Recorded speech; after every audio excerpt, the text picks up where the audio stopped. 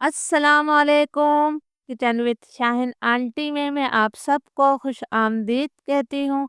आज जो रेसिपी मैं अपने किचन में बना रही हूँ, यकीन करें इसके इतने फ़ायदे हैं कि मैं गिनवाते गिनवाते थक जाऊंगी और आप सुनते सुनते थक जाएंगे, लेकिन इसके फ़ायदे ख़त्म नहीं होंगे।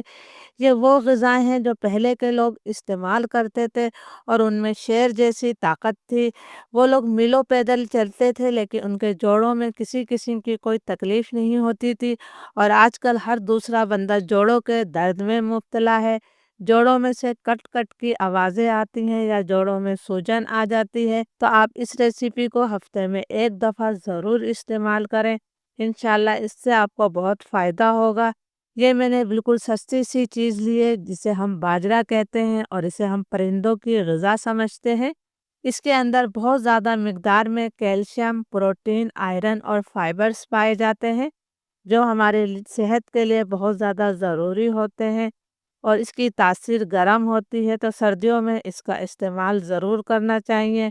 इस 1 कप बाजरे को मैंने बहुत अच्छी तरह से साफ़ करने के बाद इन्हें मैंने धो लिया और धोने के बाद मैंने इसे सारी रात के लिए भिगो दिया था। भीगने से बाजरा जो है अपने साइज़ में डबल हो गया है और ये थोड़ा नरम भी हो जाता है। तो सबसे पहले हम इस बाजरे को ग्राइंड करेंगे। ये 1 कप बाजरा है, वज़न में ये 200 ग्राम है। ये मैंने एक ग्राइंडर जार लिया है। बाजरा जो हमारा सारी रात का भीगा हुआ है, इसके पानी के साथ ही हम इसे ग्राइंडर जार में डाल देंगे।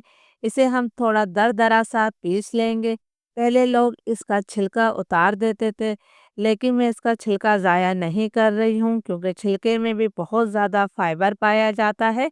बाजरे को हम 2 हिस्सों में पीसेंगे, तो मैं इसे दरदरा सा पीस कर लाती हूँ।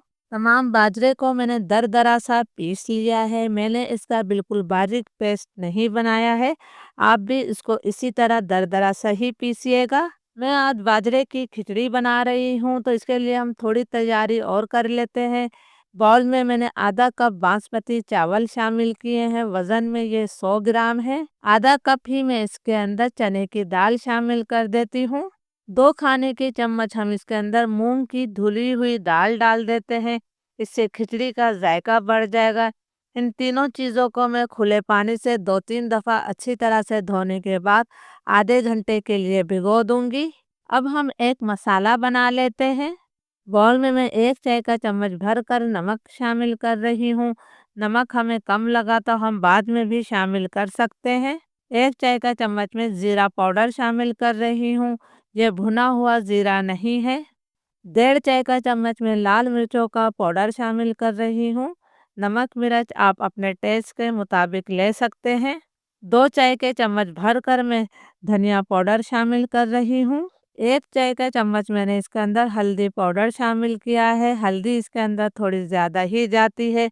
आधा कप मैंने पानी शामिल कर दिया है। इन तमाम मसालों को हमने अच्छी तरह से मिक्स कर लेना है। मसाला हमारा तैयार है, इसे हम साइड पर रख देते हैं। बहुत ही लजीज बाजरे की खिचड़ी बनाने के लिए मैंने आधा कप से कम तेल लिया है। तेल को हम गरम कर लेते हैं। तेल गरम हो गया है, तो मैं इसके अंदर 2 दरमियाने साइज़ की प्याज को बारीक स्लाइस करके शामिल कर रही हूँ। प्याज को हमने हल्का गोल्डन ब्राउन कलर आने तक फ्राई कर लेना है। प्याज पर हल्का गोल्डन ब्राउन कलर आ गया है। अब मैंने इसके अंदर 1 खाने का चम्मच ऊपर तक भरकर अदरक लहसुन का पेस्ट शामिल कर दिया है। अदरक लहसुन को भी हम 1.5-2 मिनट तक भून लेते हैं, ताकि इसका कच्चापन ख़त्म हो जाए। अदरक लहसुन हमारा भून गया है, इसमें से खुशबू आने लगी है। अब मैं इसके अंदर आधा किलो यानी कि 500 ग्राम बीफ का हाथ का कुटा हुआ कीमा शामिल कर रही हूँ। कीमा डालकर हमने इसकी इतनी देर तक भुनाई करनी है कि कीमे का कलर तब्दील हो जाए और कीमे में से जो पानी निकलता है, उस पानी को हमने मुकम्मल तौर पर खुश्क कर लेना है। कीमे की मैंने अच्छी तरह से भुनाई कर ली है, इसका कलर तब्दील हो गया है और कीमे का जो पानी है वो भी मुकम्मल तौर पर खुश्क हो गया है। तेल इससे अलग हो गया है। अब हमने जो पानी के अंदर मसाले भिगो के रखे थे, ये मसाला मैंने शामिल कर दिया है। इस मसाले को डालकर भी हम इसकी मज़ीद इतनी देर तक भुनाई करेंगे। कि मसालों का कच्चापन ख़त्म हो जाए और तेल इससे एक दफ़ा फिर अलग हो जाए। मसाले के साथ कीमे की मैंने 2-3 मिनट तक भुनाई कर ली है। आप देख सकते हैं कि तेल इससे अलग हो गया है। अब हम इसके अंदर भीगे हुए दाल चावल शामिल कर देते हैं।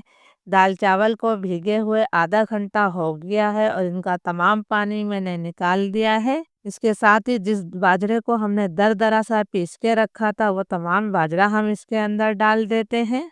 अब हमने इसकी कीमे के साथ अच्छी तरह से मिक्सिंग करते हुए 2-3 मिनट तक भुनाई कर लेनी है। यकीन करें ये खिचड़ी इतनी फ़ायदेमंद होती है, अगर आपके जोड़ों में दर्द रहता है तो आप इसे हफ्ते में एक दफ़ा ज़रूर इस्तेमाल करें।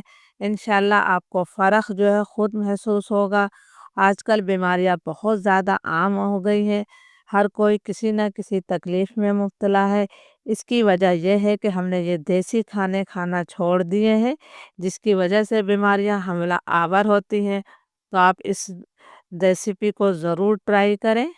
2-3 मिनट तक बाजरे और दालों की मैंने जो है कीमे के साथ भुनाई कर ली है। अब हम इसे गलाने के लिए पानी शामिल करेंगे। इसके अंदर पानी थोड़ा ज़्यादा ही जाता है, तो मैं इसके अंदर तकरीबन 2 लीटर पानी शामिल कर रही हूँ। 2 लीटर पानी मैंने शामिल कर दिया है, इसे मैंने एक दफ़ा फिर मिक्स कर दिया है। 5 मिनट तक मैं इसे हाई फ्लेम पर पकाऊंगी ताकि इसके अंदर अच्छी तरह से उबाल आ जाए। 5 मिनट बाद फ्लेम में लो टू मीडियम कर दूंगी। लो टू मीडियम फ्लेम पर हम इसे तकरीबन 1.5 घंटे तक पकाएंगे, लेकिन बीच बीच में आपने इसके अंदर चम्मच चलाते रहना है। लो मीडियम फ्लेम पर खिचड़ी को पकते हुए 1.5 घंटे से भी ज़्यादा हो गया है। बीच में मैंने इसमें कई दफ़ा चम्मच चलाया है। खिचड़ी हमारी बहुत अच्छी तरह से गल गई है। माशाल्लाह बहुत ही लज़ेदार हमारी खिचड़ी तैयार हुई है। आप इसे बहुत ज़्यादा गाढ़ा मत कीजिएगा, क्योंकि जब ये थोड़ा ठंडा होता है तो ये खिचड़ी और गाढ़ी हो जाएगी। अब इसके जायके को बढ़ाने के लिए हम इसके अंदर कुछ चीज़ और शामिल कर देते हैं। आधा चाय का चम्मच भरकर मैंने गरम मसाला पाउडर शामिल किया है। नमक मुझे कम लग रहा है तो मैंने 1 चाय का चम्मच नमक भी शामिल कर दिया है।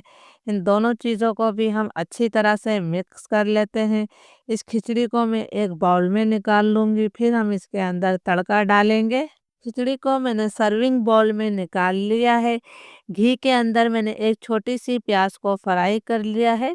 आपने घी में ही प्याज को फ्राई कर कर ये तड़का लगाना है, इससे जायका बढ़ जाएगा। एक मोटी वाली हरी मिर्चों को हमने काट कर डाल दिया है और साथ में हम नींबू रख देंगे। आप चाहें तो इसके अंदर थोड़ा सा हरा धनिया भी शामिल कर सकते हैं। इजाज़त दीजिए, अल्लाह हाफिज़।